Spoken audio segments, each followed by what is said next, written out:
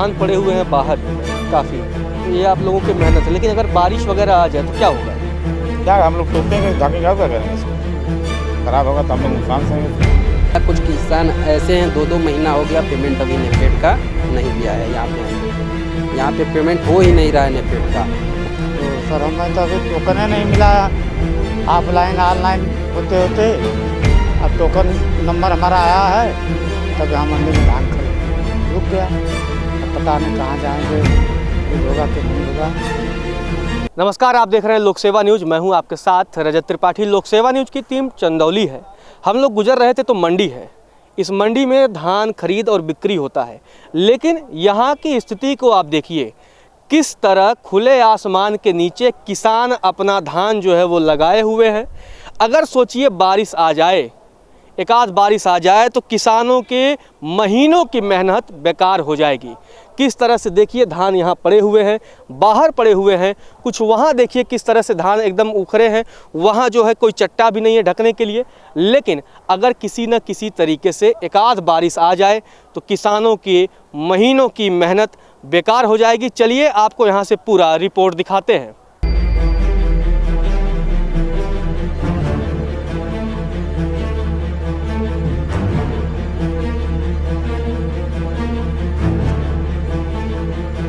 क्या नाम है आपका? हमारा अशोक यादव नाम है।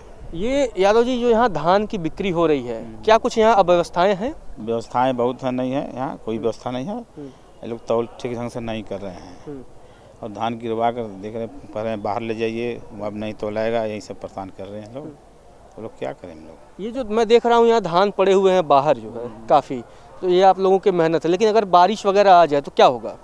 क्या हम लोग तोपेंगे, ढकेंगे, और क्या करेंगे इसको? खराब होगा तो हम लोग नुकसान सहेंगे उसका। इन लोगों को कोई जिम्मेदारी नहीं है इसकी। इस समय कितने रुपए में बिक्री हो रही है धान की? क्विंटल के क्या हिसाब चल रहा है? 1940 का रेट है। 1940 का रेट है। मिल रहा है पूरा रेट आपको मिल रहा है? मिल रहा है, खर्च गिर रहा है ना, इसमें पलदारी है, भाड़ा लाने मिल रहा है, 1800 का पड़ जा रहा है। अच्छा, कुछ काट कुट के सब खर्च बस। तो ये जो अव्यवस्थाएं हैं, ये जो आप लोगों की व्यवस्था नहीं हो रही है, इसका जिम्मेदार कौन है? जिम्मेदार कौन? यहाँ अधिकारी लोग और कौन जिम्मेदार होंगे? यहाँ जो जिम्मेदार अधिकारी, एक करीब 10 दिन हो गया, यहाँ कोई अधिकारी आज तक आया नहीं। पल्लेदारें और जो हैं प्रभारी के बल पर सेंटर चला रहे हैं लोग। और ये धान कौन नेफेड खरीदता है या कौन खरीदता है इसको? नेफेड है, मार्केटिंग सेंटर 3 और एक है पीसीयू सेंटर है। हमारा डिप्टी आरएमओ साहब से बात हुआ था आज से 1 हफ्ता पहले। जन सूचना के आधार पर उनको फ़ोन किया था हमने, तो उन्होंने कहा, हमने कहा नेफेड का पेमेंट भी नहीं आया है सर, बहुत लेट हो रहा है। तो कहा बेटा हो जाएगा पेमेंट, और कम से कम 25 दिन हो गया, 20 दिन, अभी तक पेमेंट नहीं आया। कुछ किसान ऐसे हैं 2-2 महीना हो गया पेमेंट अभी नेफेड का नहीं गया है। यहाँ पे पेमेंट हो ही नहीं रहा है नेफेड का। उसके बाद यहाँ पे देखिए जितने भी यहाँ पे ब्लॉक धान है सब, यहाँ पे टोकन जैसे जिनका 100 कुंटल 200 कुंटल का है तो टोकन देते हैं 60 क्विंटल का, 50 क्विंटल का, 80 क्विंटल का। अच्छा, ऐसा क्यों करते हैं? ऐसा इसलिए करते हैं, कहते हैं हम कोटा उतना ही है, काटा इतने ही चलेंगे। लेकिन इन लोगों का इसमें ये होता है सिस्टम कि ये लोग अंगूठा जितने भी है बिचौलियों का लगवा लेते हैं, किसान इसमें फेवा रहते हैं। हम बोल रहे हैं आपका 300 का अगर टोकन आपका सिस्टम है, वहाँ पे आप 300 लेने के हकदार हैं तो आप 300 लीजिए ना, 3 ही किसानों का लीजिए। उसके बाद छोटे जो किसान हैं उनका लीजिए, 100-100 क्विंटल का कम से कम टोकन दीजिए। हमने एक बार तौल कराया था, बोले थे कि टोकन आपको 50 क्विंटल मिलेगा। हमने पूछा किस लिए भैया, तो इन्होंने बोले कि नहीं इतना ही 50 ही क्विंटल छोटे किसानों का तौलना है। बताइए जिनका 60 क्विंटल रहेगा कैसे, कहाँ से तौल कराएगा? 10 क्विंटल के लिए फिर नंबर लगाए, या तो अब नंबर जोते 2 महीने आएगा। बताइए, यही सब ब्लॉक पड़ा है धान सब जितने भी है किसानों का।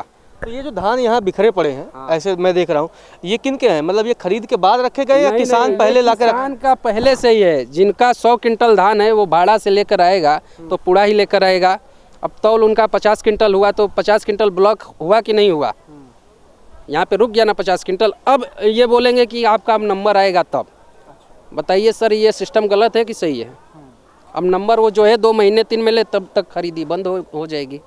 फरवरी के बाद खरीद बंद हो जाएगी। एमएसपी की जो बात थी, एमएसपी मिल रहा है आप लोगों को? देखिए हमको जहाँ तक ये सब हमको पता नहीं है, और समर्थन हाँ ये मिल रहा है हमको 1940 रुपये हमको मिल रहा है। जिसमें से 25 रुपये हम लोग पल्लीदारी यहाँ पे देते हैं। हम दिए भी हैं यहाँ पे, और हाँ प्रति कुंटल। अच्छा। हाँ यहाँ पे लेते भी हैं 25 कौन रुपये। लेता है ये लेते हैं यहाँ के जो ठेकेदार होते हैं, जो प्रभारी लोग जिनको रखते हैं वो लोग लेते हैं 25 रुपये। हम दिए हुए हैं। ये दिए हुए हैं। हाँ। चाचा आपका क्या नाम है? रामदेव साहब। ये किसान हैं आप? जी हाँ। तो ये जो मंडी में आप लोग बेचने आते हैं, क्या कुछ दिक्कतें होती हैं आप लोगों को? दिक्कत सर बारिश हो जाए तो जैसे किसानों का धान है रखकर जेकर तोपल बाव तो कुछ बच जाए, जेकर ना तोपल बाव बीत जाए। लेकिन हमन का सर अभी तक टोकने नहीं मिलल।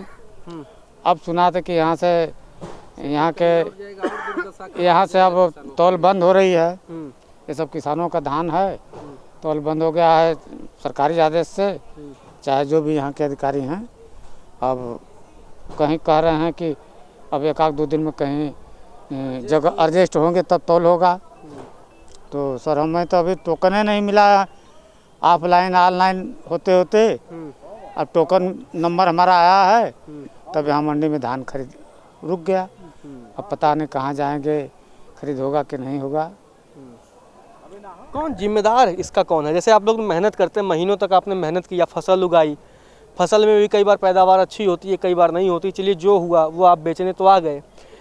पेमेंट का क्या मतलब बात होती है? जब जो भुगतान आप लोगों का होता है, जैसे मान लीजिए अभी तो आप टोकन के लिए नंबर लगा रहे हैं, तो पहले आपको टोकन मिलेगा, उसमें देरी होगी, फिर आपका धान मान लीजिए बिक गया, फिर उसके कितने समय बाद आप लोगों को पैसे का भुगतान होता है? अगले बार हमने धान बेचा था, हमारा पेमेंट तो 3-4 दिन में हो गया।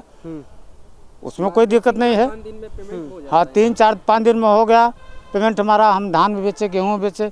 अब की बार तो हमें टोकन नहीं मिला। तमाम समस्या यहाँ है। क्या टोकन देने में भी कुछ दलाली वगैरह चल रही है क्या? नहीं सर, दलाली की बात तो नहीं है। सिस्टम लगा है नंबर से।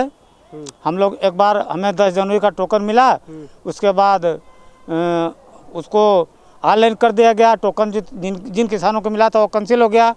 फिर उसके बाद सरकार से आया कि नहीं ऑफलाइन से होगा, तो जो फिर से हम लोग गेट पर कागज़ जमा करे, अपना फार्म जमा करे, तो यहाँ पर नंबर आया। तो पहला नंबर लगा 1 से 521 तक का। अच्छा। उसके बाद दूसरा नंबर जारी हुआ, तो 521 के बाद और लोगों का हुआ, तब से यहाँ तौल बंद।